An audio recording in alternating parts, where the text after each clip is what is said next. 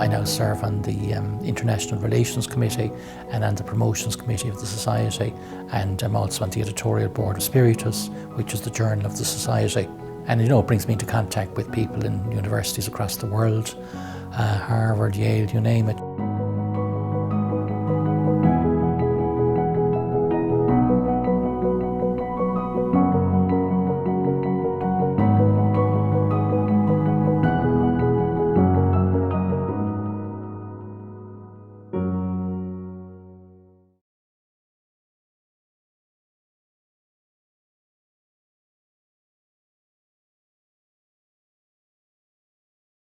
Well, I wasn't expelled in the sense that the regime didn't actually expel me as such, but they certainly put huge pressure on to have me removed, shall we say.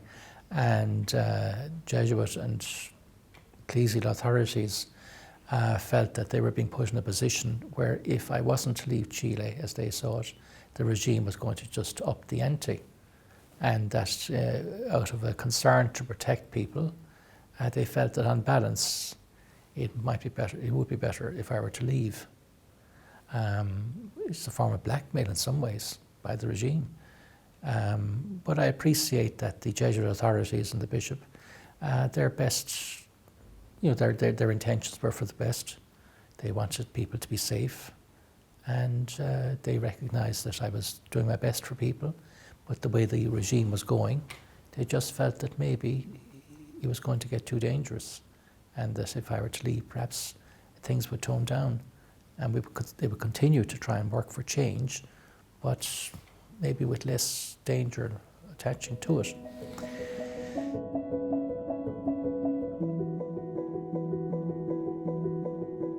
Pope John the 23rd was a pope who gave a sense of optimism to people.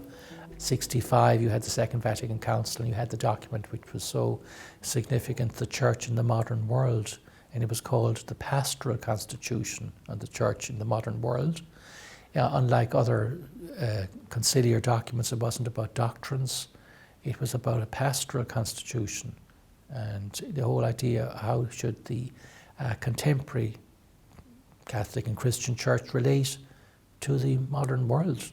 So you had that sense that there's a momentum building around, Christianity and what John the 23rd called social progress, and what the Latin American bishops called social transformation. And then as well you had the movement for civil rights in the United States. You had a whole sort of sense around the world that there's a lot of change about, and there's a lot of good change now that's coming about too.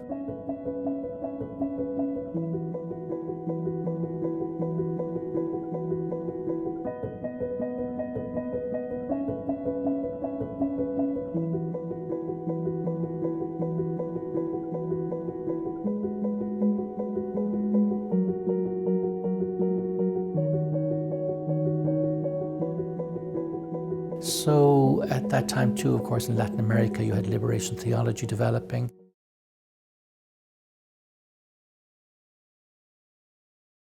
You had the Medellin conference in Colombia, where they effectively said that in order to respond adequately to the Second Vatican Council in the context of Latin America, we really need to make a preferential option for the economically poor on grounds of authentic Christian faith.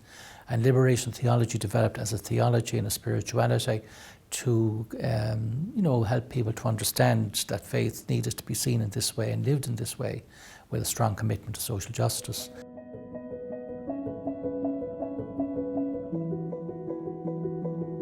The decision was taken at that congregation, as it's called, to see the service of faith and the promotion of justice as the mission for Jesuits into the future, that you couldn't serve faith without being engaged in the struggle for justice, and in particular social justice.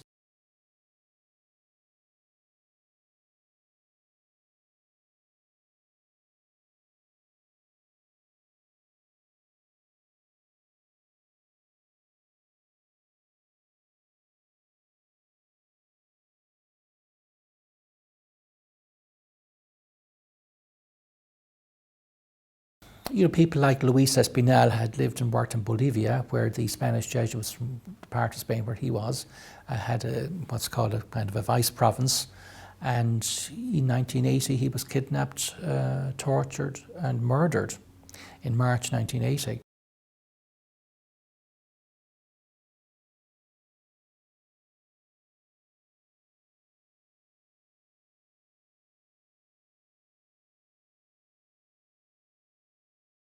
The people returning from the funeral on the 24th of March got the news that Archbishop Oscar Romero had just been assassinated in El Salvador. So it was a time of terrible slaughter that was going on in Latin America of Christians who were standing up against politically repressive regimes and doing so precisely on the grounds of the kind of faith that liberation theology, spirituality and the Medellin Conference had called for. We, a group of us Irish Jesuits, decided to set up a community among socially disadvantaged people in the inner city of Dublin. And we thought it would be appropriate to name our community after Luis Espinal. We were setting up our community around August of 1980, just a few months after Luis's death. And he stood for the sorts of ideals and aspirations and commitments that we believed in. So we thought it was appropriate to name our community after him. So we became the Espinal community.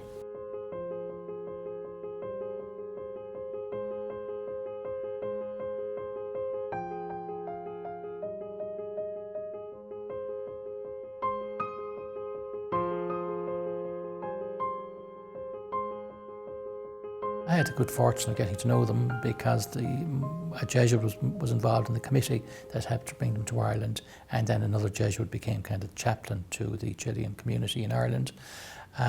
So then in 1981, when I was ordained, I had some of the Chilean refugees involved in the ceremony, in the ordination ceremony, singing their music and singing their songs and playing their music, and that was very interesting. And we had placards up around the church in Gardner Street Church in Dublin, highlighting aspects of the Latin American struggle. And here now we had people who had come from Latin America and had come because they had really been struggling for social justice in their own country and had suffered the consequences.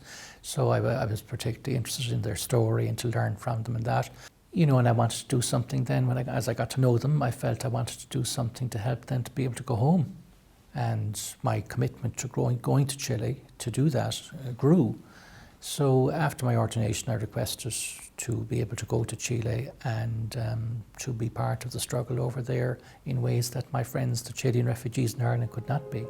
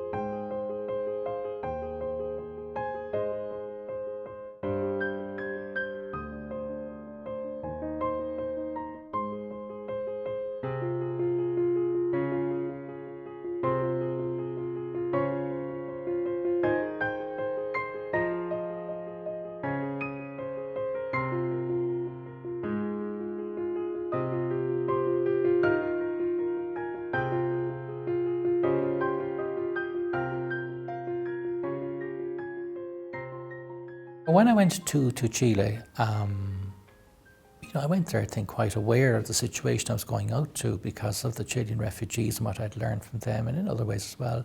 I was very aware of the kind of church movements that were going on for change in that continent, and I very much shared those aspirations.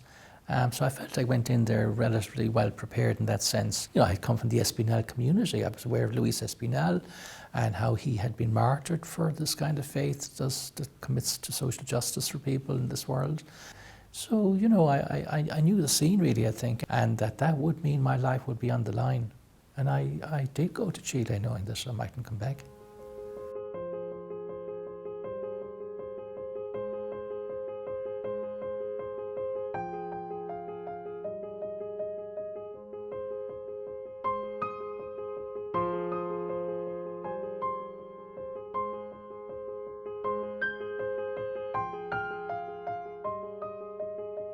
They would certainly speak, you know, very well of him and positively about him, and that it was a tragedy what had happened and so on.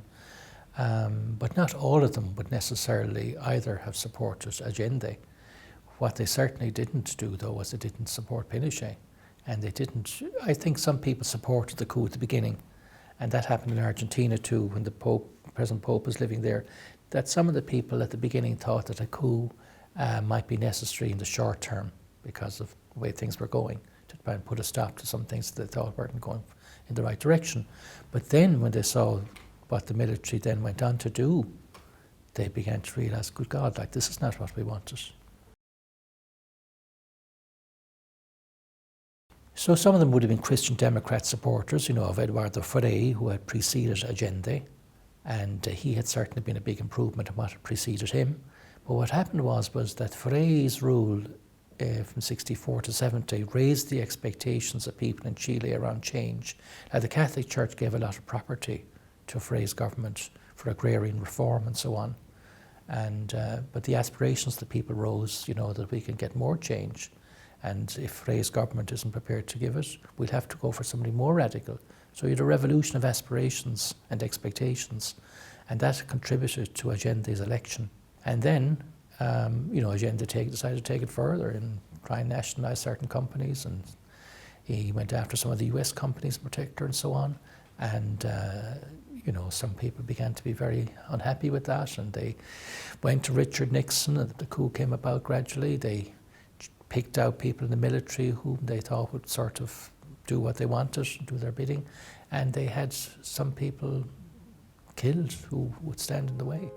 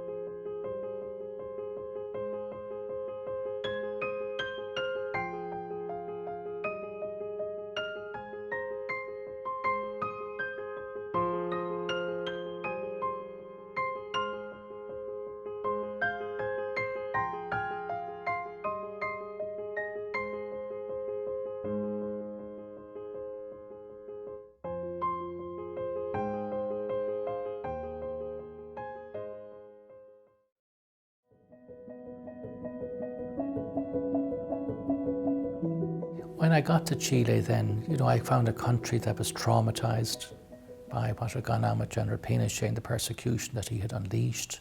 I went there in 82, the coup had been in 73, and there was a general atmosphere of intimidation. You know, I had to be aware of that, but I also went out there, you know, with the desire to try and bring about change. So I wanted to see how I could begin to do that. So I started talking to people and trying to explore with them, you know, are there ways that we could maybe move things forward in this country in these very difficult conditions? And people were very sort of, you know, frightened and afraid, and they were saying, gosh, I don't know if we can, you know, it's very dangerous. And I listened to all that, obviously, and took account of it. But I began then to start speaking out about the situation in the country. And I did that to try and kind of give people some courage and confidence, you know, that we can speak out, you know. We have to, of course, take account of the reality of the country and all that, and not be reckless and stupid and whatever. But we'll never get change if we just confine ourselves to where the situation is at the moment. So we have to start moving forward. And so I started speaking out, and then people started coming to me and saying, you know, can we talk? Can we meet? And being able to meet with some relative protection was a big thing in Chile. So to meet on church property, there was a measure of protection, shall we say, by comparison with meeting some other venues. They were maybe a little more cautious about moving against the Catholic Church in a very overt sort of way. So you were able to do a little more maybe. So I wanted to also take, so to speak, advantage of that. And then as people met and talked and explored things, you know, they began to sort of see, yeah, maybe we can start doing things together, you know, taking some initiatives. And obviously we're going to be non-violent and all that as well. So we did things like founding the Chasquillac, the folk group, which means messenger of the people. And that came from the Mapuche people, who were the native people of Chile. And this was an attempt to say, you know, we're going back before Pinochet and identifying with the native people, that we don't identify with this kind of historical part of Chile now, and Pinochet and his people. And also the Mapuche were well known for their kind of strength against the effects of colonization in their country in an earlier time. And then other things like street theatre. We founded some street theatre, and we used to invite people then into the church compound, and street theatre would be put on, which would be kind of telling the story of what's going on in Chile, but in ways that were a bit disguised, so that people could read what was happening and get some be conscientized by it and get a bit empowered by it, and at the same time try and kind of, you know, not do things in ways that would be so open that the regime would come in and stop things completely. But we would be under surveillance when we did these things, you know, because obviously, you know, you're weighing it up, you're trying to go as far as you can, they're watching you, they're trying to see when it would be appropriate for them as they'd see to move in on top of you, or when they feel they have to kind of keep back a bit and just manage it that way. So it was a bit of a chess game.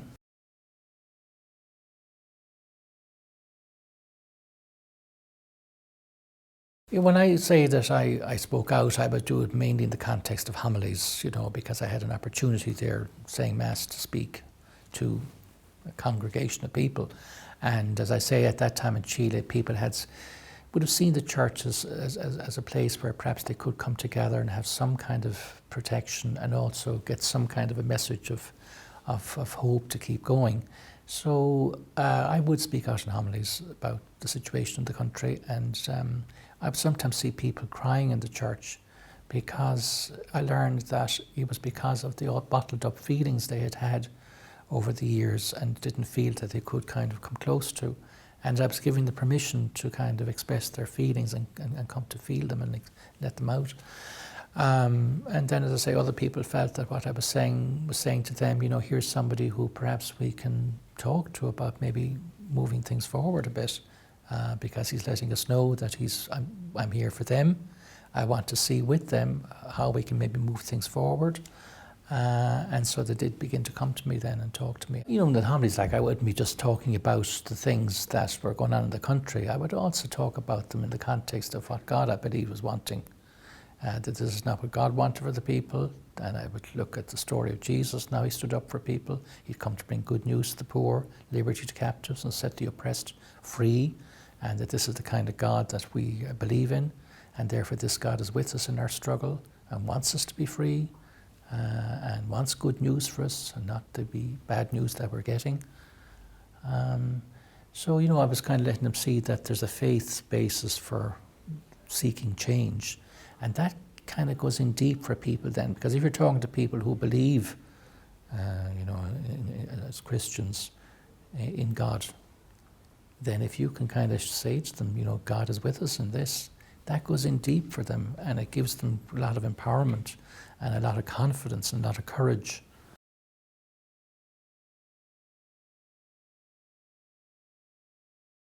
It was an area where there was a lot of military, because they did a lot of their training in the desert area up around Arica. And, you know, so people would be aware of people coming into the town who were military, or that maybe there was relatives of military people, and there was a lot of intimidation and surveillance, and spies about and all that. But that was the kind of part of Chile I was in. Now, when I went there first, I suppose it wasn't considered to be an area where you were going to see an awful lot of the struggle for change being realised. But actually, after a while, the Vicaría de Solidaridad newspaper of the Catholic Church had identified Arica as one of the 5 most combative centres in the country.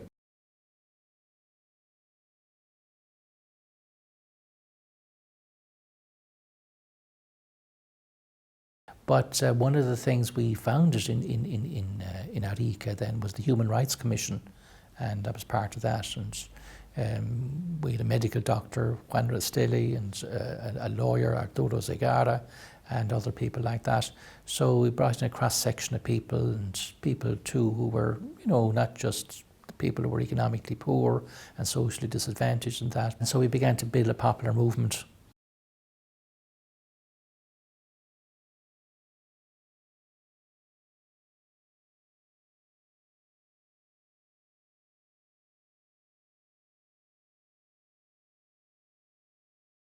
Then what started to happen was that a national movement started to grow in Chile in 1983, 10 years after the coup, where people began to say, let's try and start moving things forward nationally now.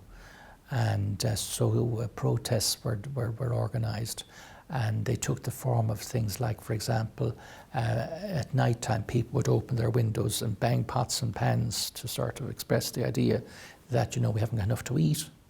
And or they might stop sending their kids to school on particular days as an expression of discontent as well.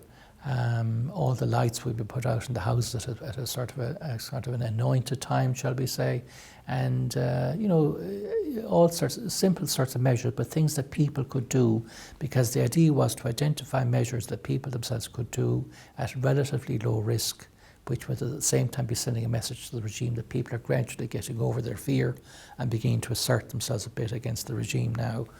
And then we started having rallies, in the streets and in compounds and all that, and people would get up and give speeches. And so bit by bit people were coming out, you could say.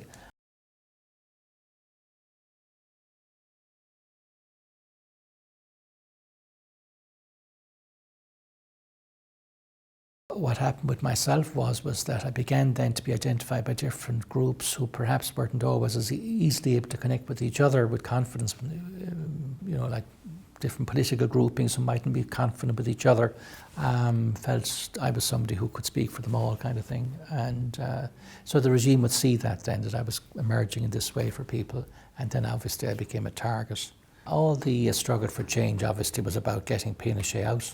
I mean, that was the most important thing, to remove the military as rulers of the country and free up the country from this kind of militarized rule. So you had to get democracy back and get a free media back, and people living without intimidation, fear, surveillance, torture, all kinds of repression, death, slaughter, murder, assassinations, which were certainly going on. So to get rid of all that, and to let people live in peace and with freedom and breathe again. One of the things that struck me when I was in Chile was I felt I was going into a concentration camp in many ways. So to sort of take all that out, that people would be free and you could breathe and move around freely and without fear, would be huge. And then that you could choose democratically who you'd want to be ruling the country and all that. These were some of the things. And obviously then too we had to try and kind of bring about a country in Chile where the economically poor would be taken care of. There was all that level too to be dealt with. So political and economic freedom. And then, that the Catholic Church and that would be seen and would show itself to be clearly on the side of these values and needs.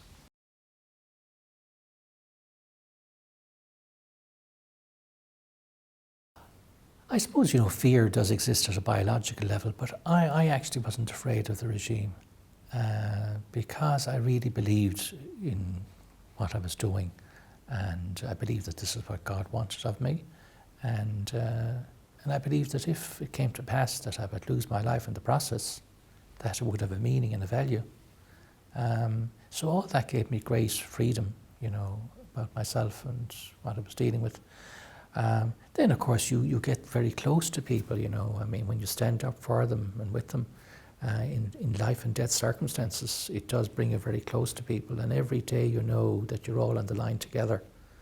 So that sense of real solidarity and bonding with people, and knowing that, the risks they took, because I didn't have a family and spouses and children in ways that some of them had, and they really couldn't afford to get killed or be disappeared or to suffer in ways that would disable them, So that gave me inspiration as well, that there were people who had those life circumstances and they were prepared to take stands against the regime. And I felt I couldn't sort of be kind of living in a protected space away from the same risks. So, because sometimes people say to me, you need to be careful, you're in danger, all this kind of thing. Of course, I agreed with that, but I didn't see how I could opt out. And I didn't find myself wanting to opt out. I wanted to be with the people and we'll take the same risks. But it's very important if you get involved in these kinds of stances that you're aware of those risks, that you have really said to yourself, I know these risks are there, I've thought about them, I'm aware of them, and I still want to take these stances. So I'd say to them, you must make sure, that it's your decision to do what you do. And at the same time, of course, you had to say, look, we'll never get change if we just stay mute. And Jesus himself was very much somebody who came out and spoke out and took things on and took chances. And so the Christian path in the context of oppression and repression is not one of just resignation, while at the same time it's not either one to be reckless.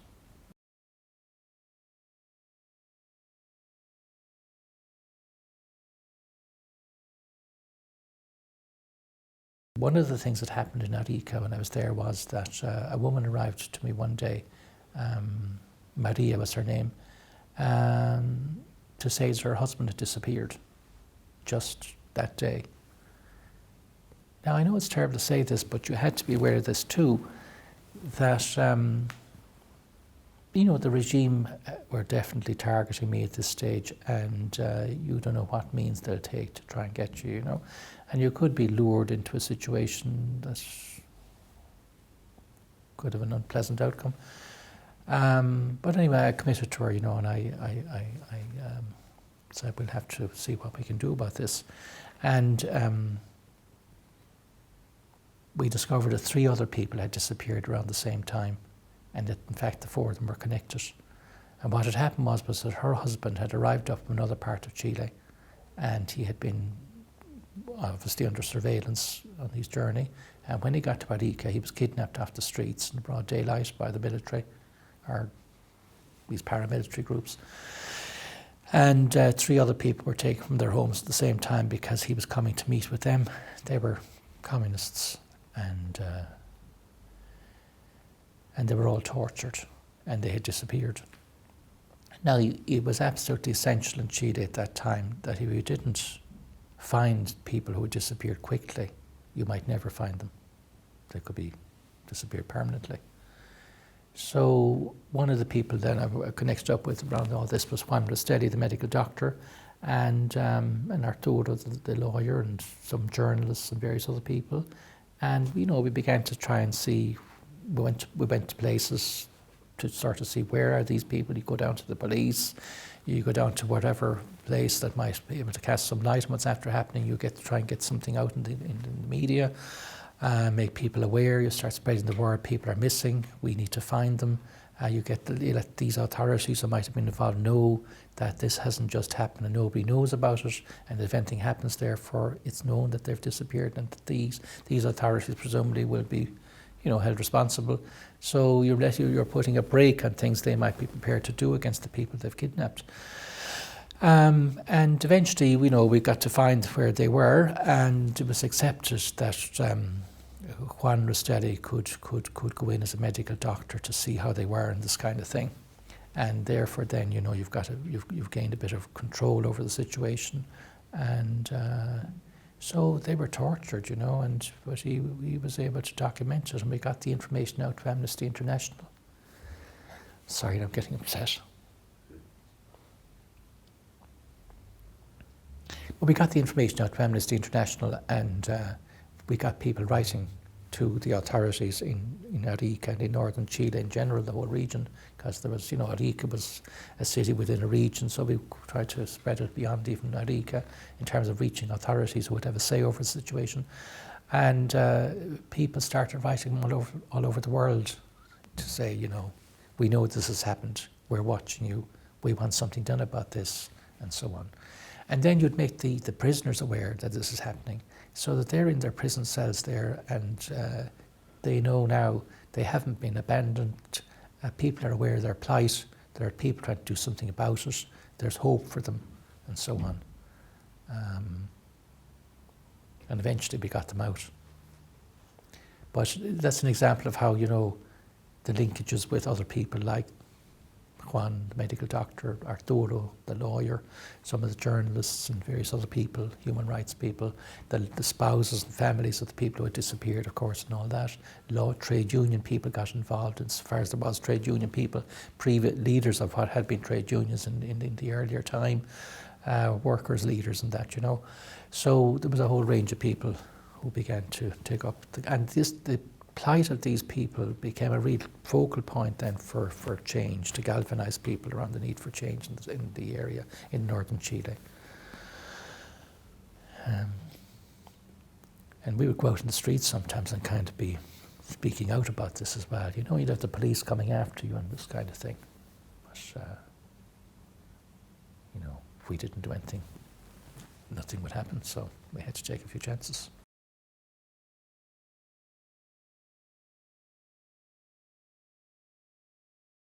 After a while, they see that you're somebody who's having an influence over the people in a way that they're not happy with. So then they did come after me very explicitly. There had been surveillance for quite a while.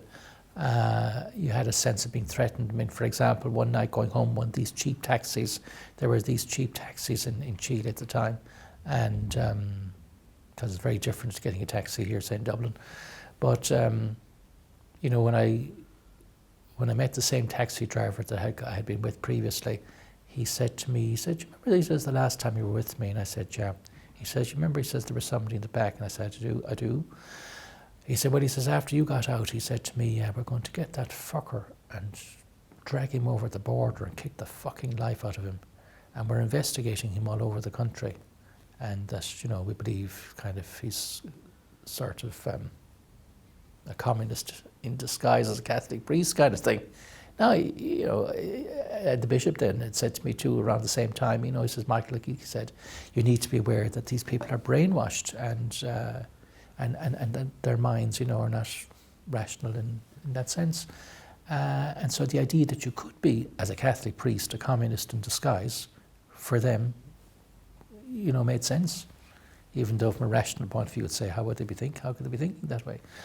But the idea that you could be standing up for the people on the grounds of your Christian faiths didn't seem to come into it. They seemed to presume that if you were opposed to them and in favour of the economically poor and politically persecuted, you could only be a communist.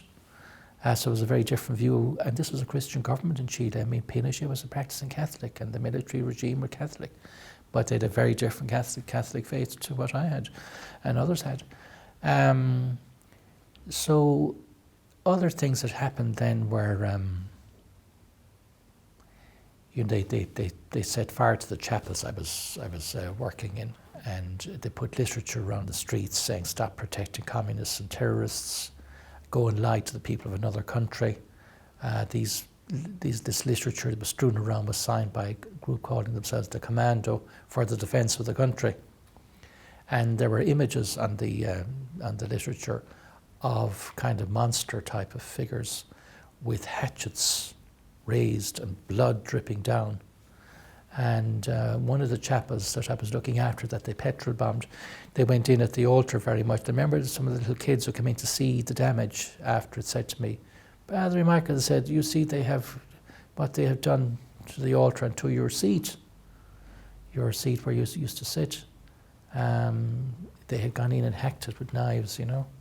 Very symbolic sort of gesture. Now we'll be trying to hack into you if we can.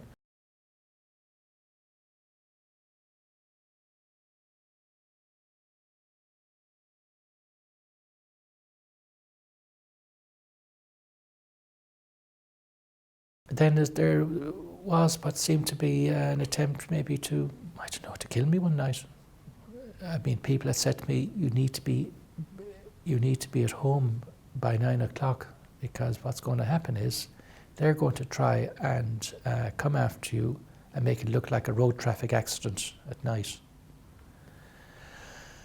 So one night when I was coming back, I was crossing the street. You know, you're always aware of what could happen. But I was crossing the street and you're thinking about this, and suddenly I heard the noise of the friction of tires on the kind of the road surface that was there. It wasn't an even road. And I looked up and there was this car coming straight at me. It had come out of a corner somewhere. And I just got out of the way in time. I just drove around the corner. Now, I don't know whether they intended to actually hit me that night or to do a narrow miss on me or not, but you know. So after that, then a group of people formed a vigilante committee to be available at near my home when I'd be coming home, so that at least there would be witnesses that might deter things happening, or if anything did happen, that at least people would be aware of it.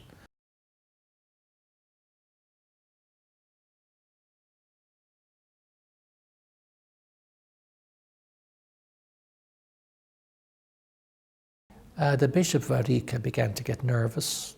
He felt, as he said to me, his responsibility for all the people of the diocese, and if anything is to happen to them, he'd feel responsible. And he felt that my stands were perhaps attracting a kind of attention that could put some people in danger.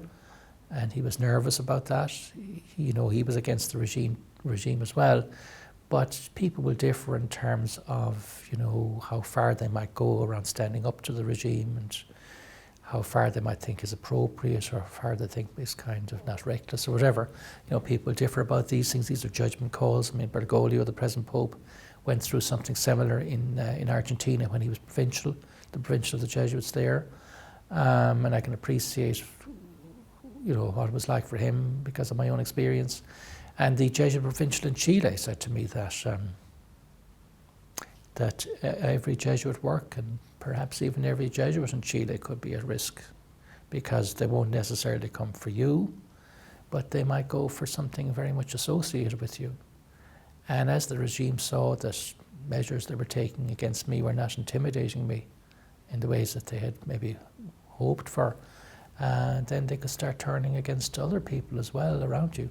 Then, the home of some friends of mine was set on fire late at night, around Valentine's night. And these are just simple homes, wood, that go up very quickly. And these are poor people. But fortunately, a courting couple, saw the flames, alerted the family, and everybody was okay, and the flames were put out and all that. But, it told us really that they were now prepared to turn against other people around me, And so, as I say, really it's a game of chess with life and death consequences. And you can see how people in authority might act and think that, look, maybe it's better if you leave the country. Maybe we've reached a point where that's what they might need to see happen now. Otherwise they're going to intensify their repression. Now, the people that I talked about this to people, and all that, and the people themselves certainly didn't want me to leave, and didn't want, a message to go out that we're going to ease up a bit in terms of how we're protesting against the regime.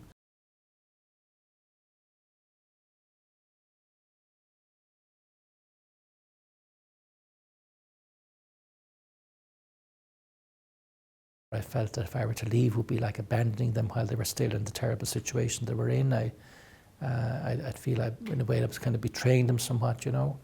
But I was a Jesuit, and if the Jesuit leader in the country felt that maybe it was time now for me to go, then I guess I had to accept that.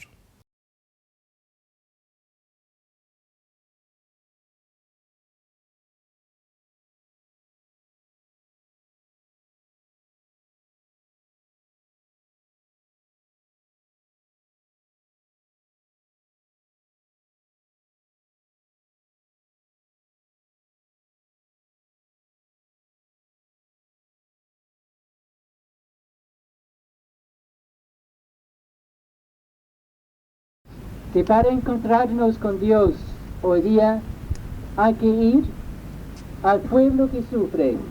Allí en este pueblo está Dios. Y si alguien tiene una crisis de fe, puede empezar luchando por este pueblo. Y en esta lucha va a encontrarse con Dios y con la fe verdadera de los cristianos, con el Dios vivo, el Dios auténtico, el Dios verdadero, el Dios que todavía resucitado lleva sus heridas, y lleva no solamente sus propias heridas, sino como resucitado lleva las heridas de toda la gente que sufre de la represión, de la violencia, de la censura, la propaganda, de la cesantía, del sistema injusto, de todos estos problemas y mucho más.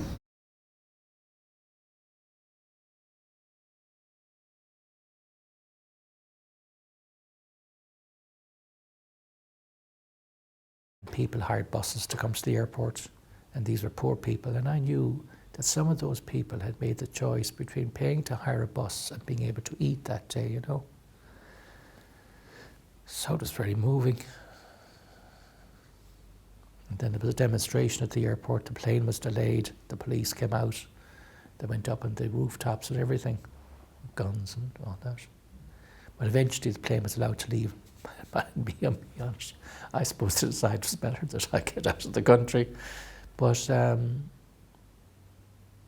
I heard then, you know, that not long after I left, the military drove by where I'd been living and opened fire, and one of the young people was killed. So the idea that by me leaving was going to sort of tone things down a bit, it didn't really work out that way.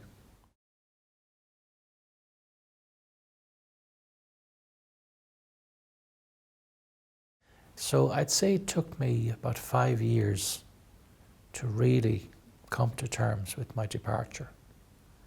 And then you see, that was the time when Pinochet was voted out. At the end of the decade, 1989, the people of Chile were able to come together and put one candidate up against him, despite their differences, to agree one candidate. And Pinochet never expected that when he kind of allowed for this vote to be taken, that he'd be voted out. His response was that it was like the choice the people made between Jesus and Barabbas. They crucified Jesus and they set Barabbas free. It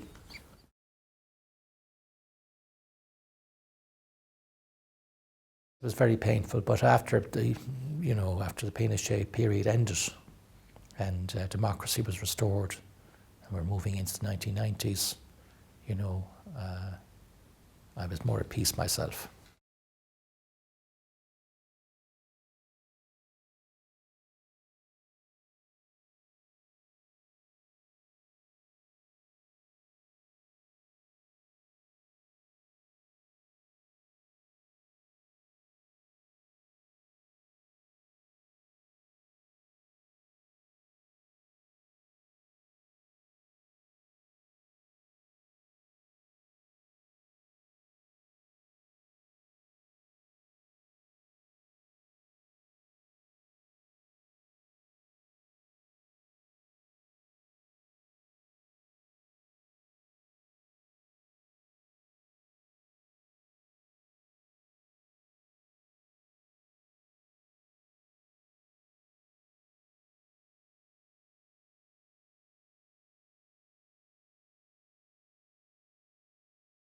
When I went to El Salvador, I was arrested in the airport and not allowed into the country initially, and kept under armed guard for the night.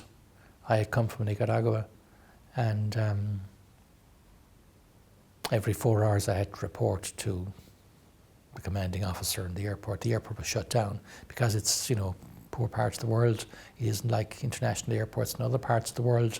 The airport was shut down early, and you just opened then again early the next morning. So during the night I was there with under armed guard, and you didn't know what was going to happen and what could happen.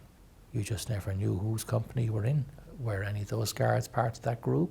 Were they friends of any of those people? Were they like those people or whatever you do? They could say, well, you tried to escape and you had to be shot. And I was put on a plane the next morning then to Nicaragua. Now the Jesuits in El Salvador went to bat on my behalf, and I was eventually told that I could go back to El Salvador. And when I came in the second time, I was stopped again. But I said to the woman who was handling this, I said, you must have another piece of paper there authorising my entry to the country. So she searched among her papers and discovered, yes, she says, but if I hadn't been able to speak up for myself, I'd have been out of the country again. But anyway, I got in, and what was very moving was that John Sobrino was waiting there. Now, John Sobrino was one of the Jesuits. He was the only surviving member of the Jesuit community that had been assassinated in November 1989. This was 1991. So it wasn't long after his companions had been murdered. And Elba Julia and Selina, her daughter, had also been murdered that night because they had taken refuge with the Jesuit community, thinking they'd be safer with them, only to end up murdered as well, because the Atlacatl battalion soldiers who did the shootings didn't want to leave any witnesses.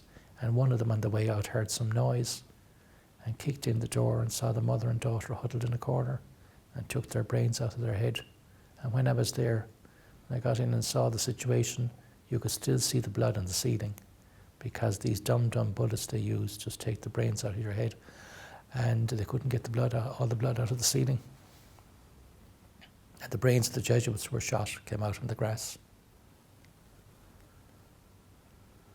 They made them lie down and shot them lying down. In the way they had lain down like that, but they're being ordained. There's a part of the ceremony where that happens. So reminiscent of how they lay when they were being ordained years earlier. But this time they were like that, to be killed and have their brains taken from their heads. And the idea was that they said that the brains of the Jesuits were the enemy of national security.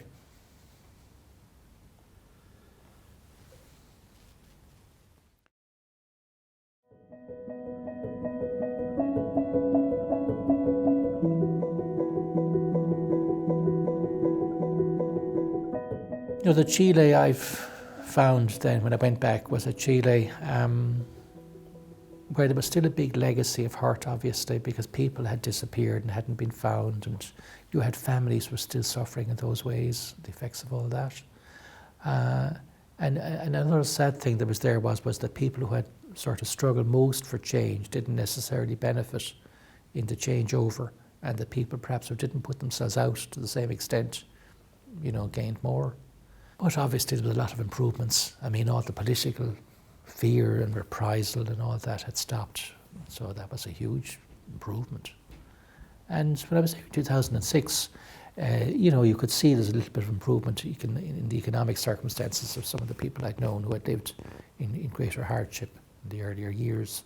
So there were some signs of hope and improvement, certainly.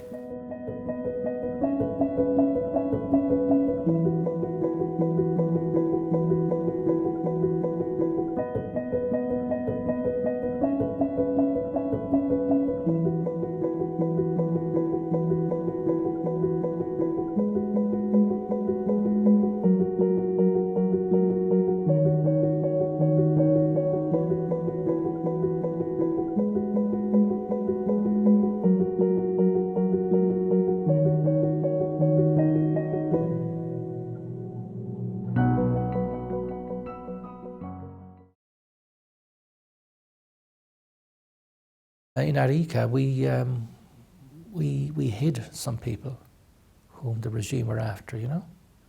And when people were put into internal exile, which happened sometimes as well as the external exile, there was internal exile. The Catholic Church would go into these places and bring in food and clothing and take the people out when their sentence was up. The military just dumped them in there and they were left to fend for themselves. So, you know, you just had that sense that the Catholic Church is really with the people, and is prepared to take risks and put its property and its facilities and whatever, make them available for the people.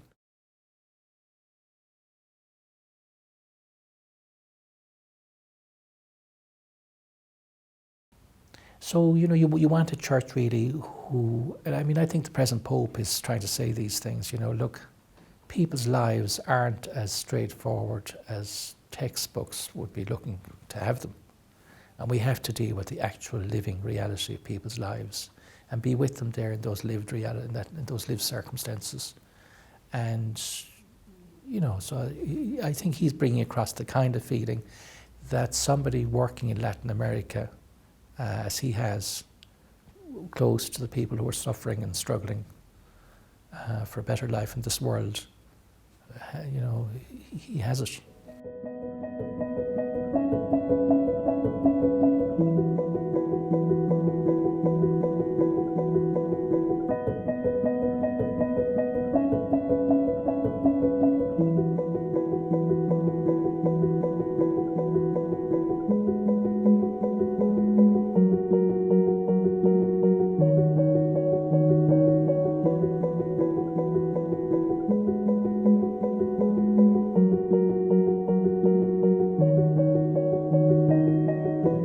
Camara was used to people coming to see him about their discontent and their struggles.